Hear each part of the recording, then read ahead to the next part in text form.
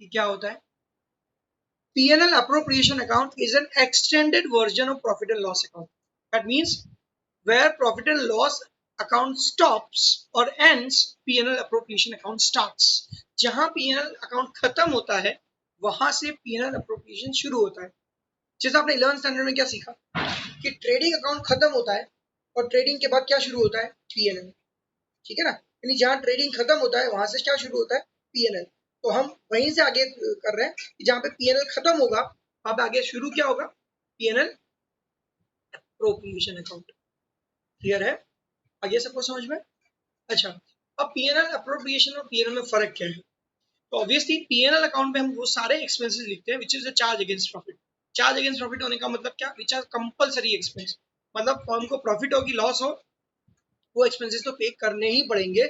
ऐसे एक्सपेंसेस को बोलते हैं चार्ज अगेंस्ट प्रॉफिट. तो सारे चार्ज अगेंस्ट प्रॉफिट कहाँ आते हैं, प्रॉफिट एंड लॉस अकाउंट में आते हैं.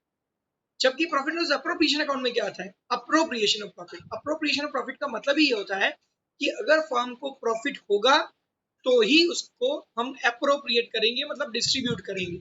अगर फर्म को प्रॉफिट नहीं हो रहा है तो वो एक्सपेंसेस पे करने की जरूरत नहीं है. Understood? So basically in that way we can say that P&L appropriation में क्या आता है, P&L अप्रोप्रिएशन में आता है anything which is payable to partner as a partner. Partner को हम एज अ पार्टनर जो भी चीजें देंगे वो सब कहाँ आता है, P&L अप्रोप्रिएशन के डेबिट में आता है. सो what I told you, basically whatever is payable to partner as a partner will come in P&L appropriation account debit side. ठीक है, तो अब पार्टनर को एज अ पार्टनर हम क्या पे करते हैं.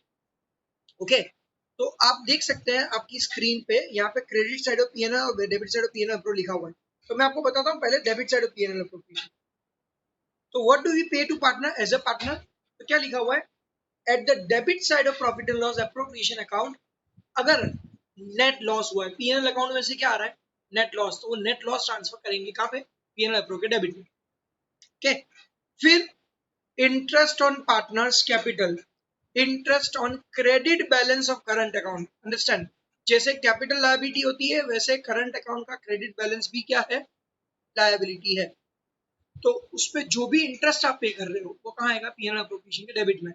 तो interest on partners capital, interest on credit balance of current account. उसके अलावा पार्टनर को अगर आप सैलरी, बोनस, कमीशन, रेम्यूनरेशन ऐसा कुछ भी पे कर रहे हो तो वो आएगा P&L अप्रो के डेबिट में. और क्या आएगा, और आएगा ट्रांसफर टू जनरल रिजर्व, कि आपने ये डिसाइड किया कि प्रॉफिट का कुछ परसेंटेज हमको ट्रांसफर करना है जनरल रिजर्व में, डिविजिबल प्रॉफिट का, तो वो हम लिखेंगे. अब डिविजिबल प्रॉफिट क्या होता है कि हमारा नेट प्रॉफिट अगर हुआ है फर्म को, तो नेट प्रॉफिट में से पार्टनर्स का जो इंटरेस्ट ऑन कैपिटल है, सैलरी है, बोनस है, कमीशन है, रेम्यूनरेशन है, वो सब माइनस करने के बाद जो प्रॉफिट बचता है उसको हम बोलते हैं डिविजिबल प्रॉफिट. उस डिविजिबल का कुछ परसेंटेज प्रॉफिट हम हर साल जनरल रिजर्व में ट्रांसफर कर सकते हैं, वो भी अगर पार्टनर्स के बीच में म्यूचुअल अंडरस्टैंडिंग एग्रीमेंट हुआ हो तो.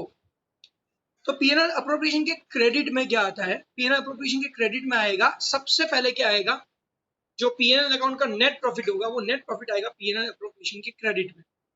ओके, इसके अलावा आएगा कैपिटल करंट अकाउंट के डेबिट बैलेंस का इंटरेस्ट और पार्टनर्स के ड्राइंग का इंटरेस्ट. ठीक है, आई नो कि आप लोग भूल जाओगे या कंफ्यूज हो जाओगे, तो इसलिए मैं आपको P&L अप्रोप्रिएशन का ये फॉर्मेट बताता हूँ, फॉर्मेट के साथ ये सारी चीजें समझाता हूँ. ठीक है, अब आप सबको ये फॉर्मेट दिख रहा है, राइट? तो आप देख सकते हैं फॉर्मेट में P&L अप्रोप्रिएशन के डेबिट में सबसे पहली चीज लिखी हुई है, या फिर क्रेडिट से शुरू करते हैं. चलो, क्रेडिट में सबसे पहली चीज क्या लिखी हुई है, क्रेडिट में सबसे पहली चीज लिखी हुई है P&L अकाउंट का नेट प्रॉफिट. ठीक है ना, जैसे आप ग्रॉस प्रॉफिट, ट्रेडिंग अकाउंट में क्या आता है, ग्रॉस प्रॉफिट आता है, तो ग्रॉस प्रॉफिट कहाँ ले जाते हैं, P&L अकाउंट के क्रेडिट में. तो वैसे ही P&L का जो नेट प्रॉफिट आएगा वो नेट प्रॉफिट आएगा इधर P&L अप्रोप्रिएशन के क्रेडिट में. देखो मैं आपको अंडरलाइन करके बता रहा हूँ, P&L अप्रोप्रिएशन के क्रेडिट में आएगा by profit and loss account net profit. Is it clear? This is the very first thing. उसके बाद अगर पार्टनर ने ड्राइंग किया है तो ड्राइंग का इंटरेस्ट कहाँ आएगा, P&L अप्रोप्रिएशन की क्रेडिट में. क्योंकि बेसिकली अपने जो डेबिट क्रेडिट का रूल है वो रूल क्या बोलता है कि एक्सपेंसेस होते हैं डेबिट, इनकम होता है क्रेडिट. तो ड्रॉइंग अकाउंट पे जो इंटरेस्ट है वो फर्म चार्ज करेगी पार्टनर से, means firm will collect that amount from partner. So for firm it is profit of the firm, and that's why, or income of the firm, and that's why it is written on the credit side of P&L appropriation account by interest on partners drawing. A B C जितने भी partners है वो drawing पे interest लिखेंगे. उसी के साथ में क्या लिखेंगे, interest on debit balance of current account of the partner if any, वो भी क्या लिखेंगे, क्रेडिट में लिखेंगे. और उसके साथ साथ में ये डिविजिबल लॉस कैसा आएगा वो बताऊंगा, बट तीन चीज आपको समझ में आ गई. एक आएगा नेट प्रॉफिट, दूसरा आएगा interest on partners drawing account and interest on debit balance of current account. तो अब आप देखो डेबिट में क्या आ रहा है.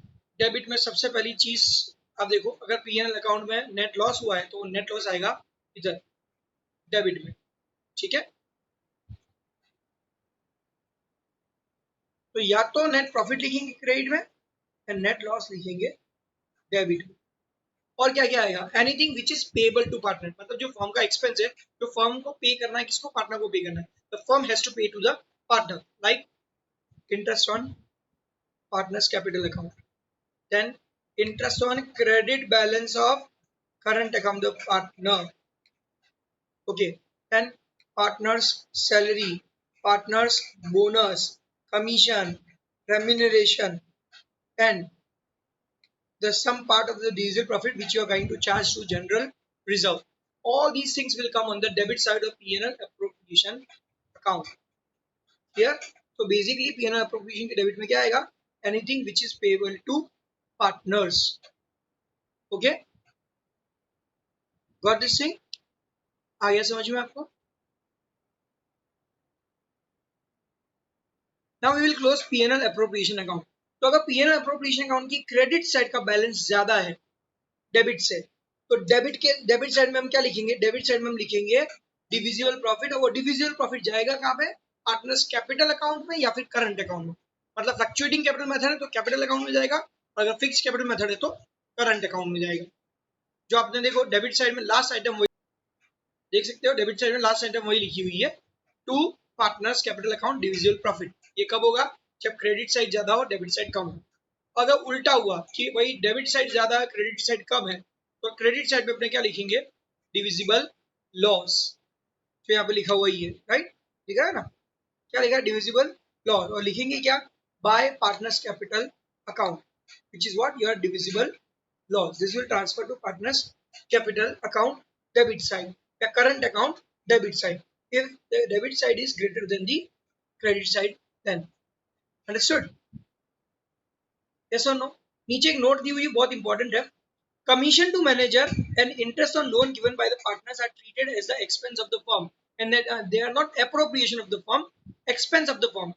So thus both are recorded at the debit side of profit and loss account. मतलब अगर क्वेश्चन में कभी आपको दिया हुआ है कि भाई पार्टनर की लोन पे इंटरेस्ट पे करना है या मैनेजर को कमीशन देना है, तो वो आएगा पीएनएल अकाउंट के डेबिट में. तो अगर आपने पीएनएल नहीं बनाया है तो आपको क्या करना है, पीएनएल एप्रोप्रिएशन क्रेडिट में जब सबसे पहले नेट प्रॉफिट लिखेंगे, उस नेट प्रॉफिट में से ये दोनों amount, interest on partners loan and managers commission, minus करने के बाद जो नेट प्रॉफिट आएगा, वो नेट प्रॉफिट हम पीएनएल एप्रोप्रिएशन क्रेडिट में लिखेंगे. Okay, understood?